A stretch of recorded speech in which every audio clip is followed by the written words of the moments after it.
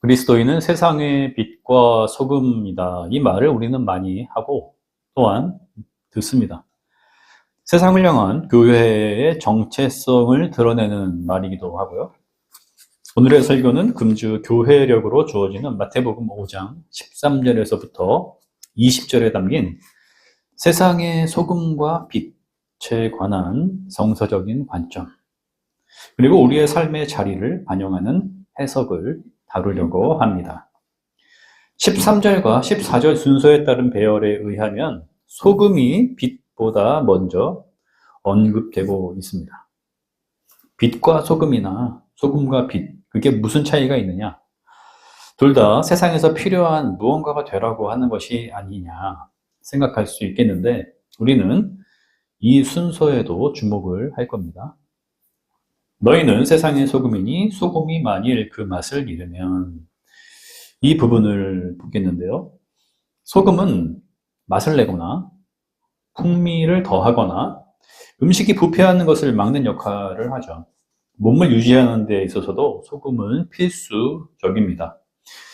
군대에서 더운 여름날 훈련을 할 때에 소금을 직접 먹거나 짠 미역국 같은 식사를 통해서 염분을 섭취했던 기억이 있습니다. 요즘은 냉장 시설이 잘 되어 있지만 고대 근동 더운 지역에서의 소금은 특히 방부제로서의 역할이 중요했습니다. 그런데 이 소금을 사용하기 위해 암염에서 소금을 캐고 그 무거운 판을 옮겨서 비싼 임금을 지불해가며 가지고 왔는데 짠맛을 잃은 그냥 덩어리 혹은 한 줌의 의미 없는 가루로 판명이 된다면 무척 기분이 상하겠죠. 쓸데없어 버려질 것이고 사람들에게 밟히고 말 겁니다. 소금은 또한 녹아져야만 자신의 정체성을 드러낼 수가 있습니다.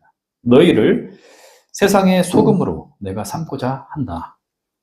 세상에 나의 뜻과 섭리를 드러내는 역할을 하여라. 주님이 말씀하시는데 그저 소금의 상태로만 존재하기를 고수한다면 그 소금은 의미를 잃게 되는 것입니다. 소금 한 줌이 있다고 가정해 봅시다. 그것은 흔히 구할 수가 있는 것이죠. 어디에서나 찾을 수가 있는 것이며 금이나 값진 보석처럼 간주되는 것도 아닙니다. 사람들의 눈에 띄지 않을 수도 있고 소금 한 줌을 통해서 당장 세상을 변혁할 수 있다거나 놀랄 만한 성과를 낼 수 있는 것도 아니죠. 하지만 주님은 그리스도인이 그리고 교회가 세상을 향한 소금이다 라고 선언하시고는 그 역할을 감당해라 말씀하시는 겁니다. 내가 있는 그 자리에서 내가 필요한 삶의 바운더리, 공동체, 그리고 모임에서 직장과 가정과 무명인으로 살아갈 때 마주하게 되는 많은 사람들 가운데 바로 그 자리에서 그렇게 하라 명령하시는 겁니다. 이는 마치 주님이 제자가 자기의 십자가를 지고서 나를 따라야 한다 말씀하시는 것과 닮아 있습니다. 자기 십자가는 자신의 삶의 자리에서 발견되는 십자가죠. 남들은 모르거나 인정하지 않거나 아예 무관심하게 여기는 일과 분야일 수 있습니다. 어쩌면은 자기 자신만이 아는 고뇌와 내면의 갈등을 아는 채 묵묵히 실행해야 하는 어떠한 상황이라 할 수도 있을 겁니다. 바울이 고린도전서에서 변증한 것처럼 십자가를 진다는 것은 세상에서 바라볼 때에 어리석은 것 혹은 미련한 것으로 취급될 수 있는 것이죠. 그런데 이것이 세상을 향한 그리스도의 뜻을 드러내는 것이라면, 자신을 넘어서서 이웃과 하나님 나라를 향한 것이라면 하나님이 인정하시는 귀한 소금의 역할을 충실히 감당하는 주님의 제자가 된다는 겁니다. 하나님이 인정하신다. 이 말의 의미를 생각해 봅시다. 예수 그리스도는 여기에 온전히 삶을 집중하셨습니다. 그것이 곧 하나님 나라의 본질이기 때문이죠. 그러니 자기 십자가를 지위는 자는 결코 작은 한 줌의 소금 같은 존재로 여겨질 수가 없는 것입니다. 구약 성경이 예언하였고 하나님의 형상으로 자신을 드러내신 예수 그리스도께서 나를 따르는 자, 곧 제자의 본질로 이르신 세상의 소금됨, 이것은 다름 아닌 이스라엘이 추구해야 하는 하나님의 뜻을 구하는 길을 의미했습니다. 이사야 42장 6절이 언급합니다. 나 여호와의 의로 너를 불렀은즉 내가 내 손을 잡아 너를 보호하며 너를 세워 백성의 언약과 이방의 빛이 되게 하리니. 하나님이 빛이시고 그 빛을 이스라엘을 통해 세상 곧 온 백성과 이방에게 비추게 하시겠다는 겁니다. 그것이 참 이스라엘의 모습입니다. 그런데 너희는 세상의 소금, 이 말씀에 이어서 14절 너희가 세상의 빛이라 산 위의 동네가 숨겨지지 못할 것이라 이렇게 선언되고 있는 것입니다. 무슨 의미일까요? 세상의 소금으로 드러나는 너희 제자들, 그리스도인, 곧 교회가 바로 참 이스라엘이라는 겁니다. 하나님의 백성이며 하나님의 영광의 빛을 비추는 존재라는 것입니다. 이 선언은 1세기 초기 그리스도인들의 상황에서 볼 때에 매우 놀랍고 감격적인 축복의 메시지가 아닐 수가 없으며 여기에 자신들의 정체성을 걸고 세상을 품을 수 있도록 스스로를 크고 또한 넓게 고양시키는 말씀이었을 겁니다. 주님의 공생애 그리고 부활의 시점, 제자들은 적은 무리에 불과했습니다. 주님의 십자가 처형은 그들의 미래를 불안하게 만들었고 문을 걸어 잠근 채 숨어있는 신세로 떨어지게 만들었죠. 그러나 성령을 통해서 부활의 주님을 인식하고 난 후에 사도들은 예수가 구약에서 전하는 오실 그분 메시아이시며 영원한 생명의 근원이 되십니다 라고 이스라엘과 세상의 구원자가 되십니다 라고 담대히 전할 수 있게 됩니다. 한 움큼의 소금 같은 적은 무리는 세상에 하나님의 영광의 빛을 드러내는 존재들이 되었습니다.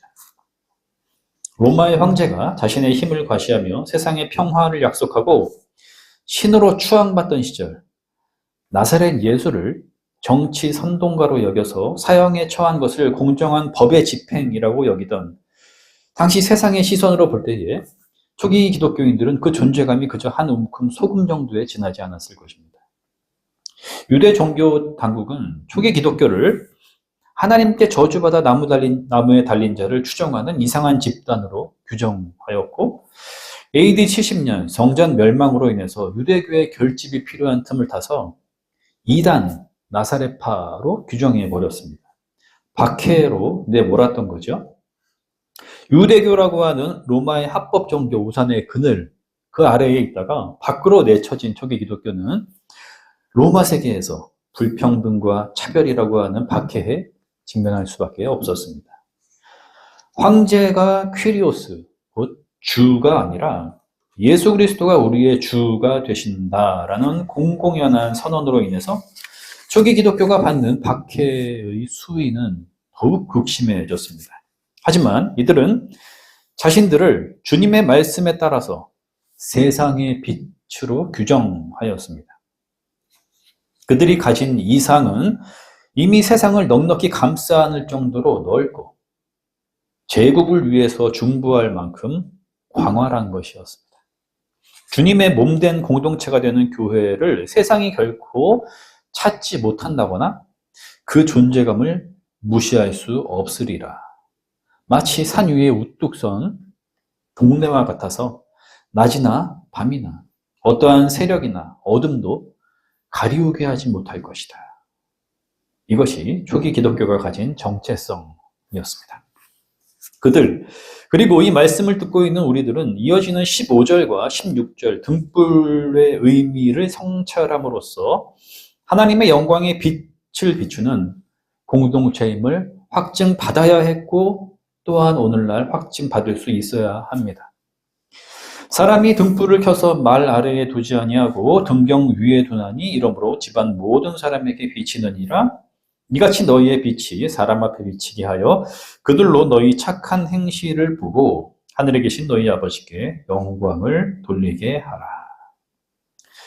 첫 번째 의미는 자신이 세상에 하나님의 영광의 빛을 드러내는 빛으로서 드러나게 해야 한다는 것입니다.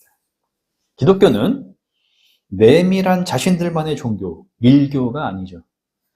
자기들끼리 모여서 특별하고 비밀스러운 이상을 추구한다거나 세상으로부터 고립되어서 고매하게 품위를 지키려고 하는 모양과는 거리가 멉니다.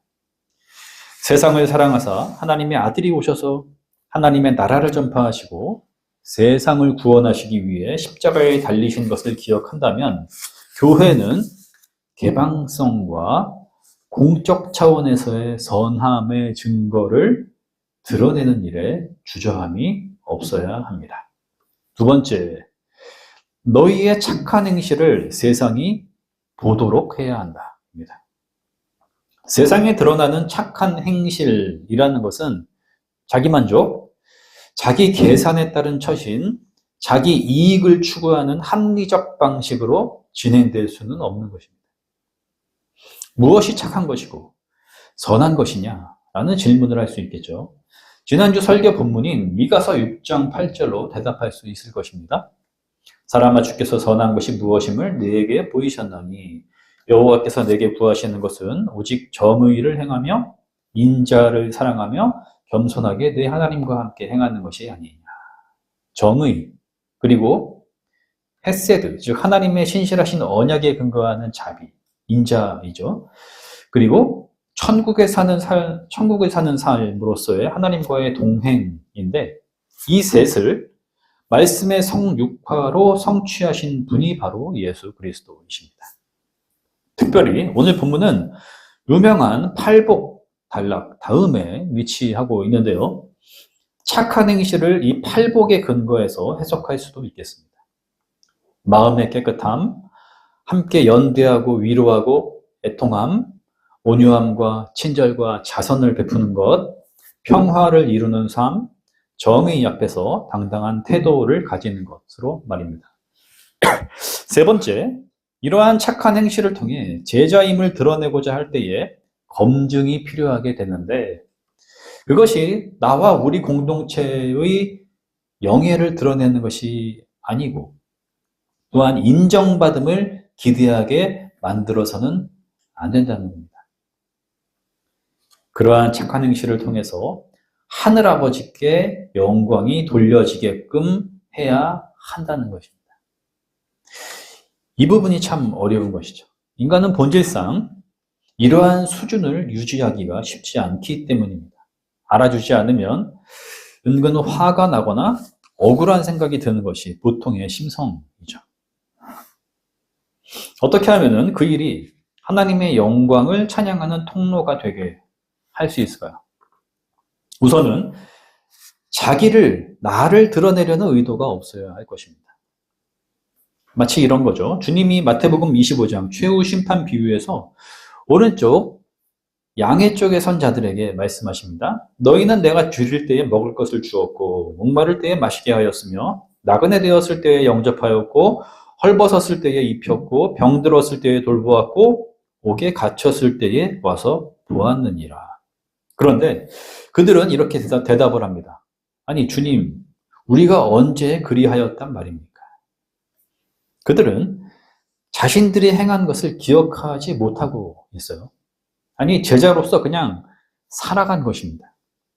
그 일들은 특별한 것들이 아니었던 거죠. 또 다른 하나는 착한 행실을 할 때에 상대방의 존엄을 지켜주는 것입니다. 대상이 내가 아닌 하나님 앞에서 자신을 발견할 수 있게 한다면 그 사람은 하나님의 영광을 향하여서 눈을 들게 될 것입니다. 주님이 등불의 의미를 설명하시면서 그 위치에 대하여 말씀하시는 맥락을 오늘 우리의 가슴 속에 깊이 되새겨야 하겠다라는 인식을 하게 되었습니다. 그 의미성에 대해서 함께 나누는 것으로 설교를 마무리하려고 합니다. 사람이 등불을 켜서 말 아래에 두지 아니하고 등경 위에 두나니 이러므로 집안 모든 사람에게 빛이 느니라. 해가 져서 어두운데 통으로 된 하나의 공간인 당시 집안을 환하게 비추기 위해서는 좋은 위치에 세워진 등경 위에다가 등불을 놓는 것이 최선이었을 겁니다. 여기에서 말은 달리는 말이 아니라 곡식을 담는 그릇의 말을 의미합니다.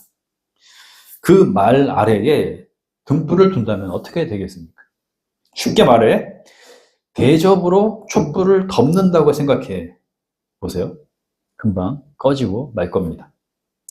그때 이 등불은 어떠한 처지가 되겠습니까? 맛을 잃은 소금이 버려져서 밟히는 것처럼 발견되지 않음으로써 무의미한 존재가 되거나 보이더라도 금방 꺼져버리는 비웃음거리로 전락되고 말 겁니다. 이스나 만학은 마치 기름 없는 등불과 무엇이 다른가? 저 쓸모없는 것을 다른 데로 치워버리게, 이러한 반응이 나올 겁니다. 예수 그리스도의 말씀을 따르는 착한 행실은 이처럼 말 아래에 두는 등경의 모습이 되어서는 안 됩니다. 본문에서 말이라고 하는 곡식을 담는 그릇으로 등불을 가리게 하지 말아라 말씀하시는 것에 주목해 봅시다. 주님이 마태복음 13장에서 천국에 대하여 말씀하실 때에 씨 뿌리는 비유에서 들려주신 것처럼 세상의 염려와 재물의 유혹에 말씀이 막혀 결실하지 못하는 경우가 있다는 겁니다. 더 잘 먹고 더 잘 사는 일에 몰두하게 만드는 강박, 천박한 경제 논리가 우리의 사고를 지배하게 만들어서는 안 된다는 거죠. 무엇을 먹을까, 마실까, 입을까, 삶을 그 내용으로 정의하고 물질을 쌓아두는 일에 집착하면 그것을 이렇게 저렇게 어찌해야 할까? 여기에 삶을 골몰하게 된다면 하나님의 영광의 빛을 드러내는 거룩한 사명이 자칫 가리워질 수 있다는 것. 이것을 마음 중심에 새겨 들어야 할 것입니다. 한편 빈곤의 문제가 장애가 된다라고 여기는 이들도 많이 있을 것입니다. 주님은 우리의 형편을 다 알고 계십니다. 베드로전서 5장 7절 말씀을 듣는 것으로 설교를 마칩니다. 너희 염려를 다 주께 맡기라. 이는 그가 너희를 돌보심이라. 아멘.